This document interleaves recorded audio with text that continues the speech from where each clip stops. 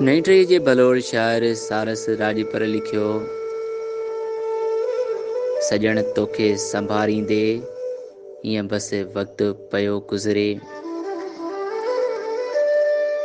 सजण तोखे संभारींदे ईअं बसि वक़्तु पियो गुज़रे। अखियुनि मां नीर हारींदे ईअं बसि वक़्तु पियो गुज़रे। सजण तोखे संभारींदे ईअं बसि वक़्तु पियो गुज़रे।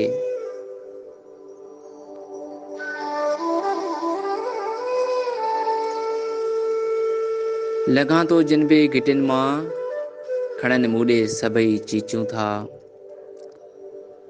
लॻां थो जिन बि घिटियुनि मां खणनि मूं ॾे सभई चीचूं। चरियो ख़ुदि खे चवाईंदे ईअं बसि वक़्तु पियो गुज़रे। सजण तोखे संभारींदे ईअं बसि वक़्तु पियो गुज़रे। अखियुनि मां नीर हारींदे ईअं बसि वक़्तु पियो गुज़रे।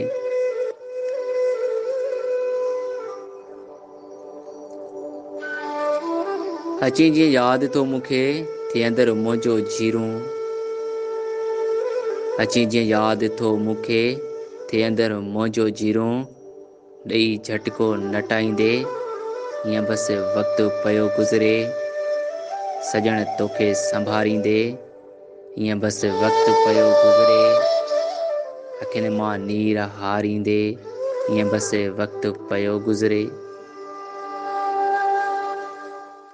लिखी हथ ते तुंहिंजो नालो ॾियां हर हर पियो भूसा। लिखी हथ ते तुंहिंजो नालो ॾियां हर हर पियो भूसा। पंहिंजे रूह खे रिझाईंदे ईअं बसि वक़्तु पियो गुज़रे। पंहिंजे रूह खे रिझाईंदे ईअं बसि वक़्तु पियो गुज़रे। सजण तोखे संभारींदे ईअं बसि वक़्तु पियो गुज़रे। अखियुनि मां नीर हारींदे ईअं बसि वक़्तु पियो गुज़रे। मूंखे तुंहिंजो सॾिन आशिक़ इहो एज़ाज़ काफ़ी आहे।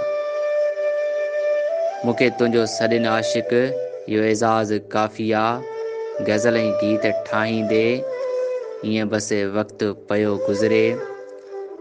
सजण तोखे संभारींदे ईअं बसि वक़्तु पियो गुज़रे। अखियुनि मां नीर हारींदे ईअं बसि वक़्तु पियो गुज़रे। लिखियुमि सारस जो ख़त तोॾे चयो तो आहे किरियल हरकत। लिखियुमि सारस जो ख़त तोॾे चयो तो आहे किरियल हरकत। लिखी ख़त पाण फाड़ींदे ईअं बसि वक़्तु पियो गुज़रे। सजण तोखे संभारींदे ईअं बसि वक़्तु पियो गुज़रे। अखियुनि मां नीर हारींदे ईअं बसि वक़्तु पियो गुज़रे।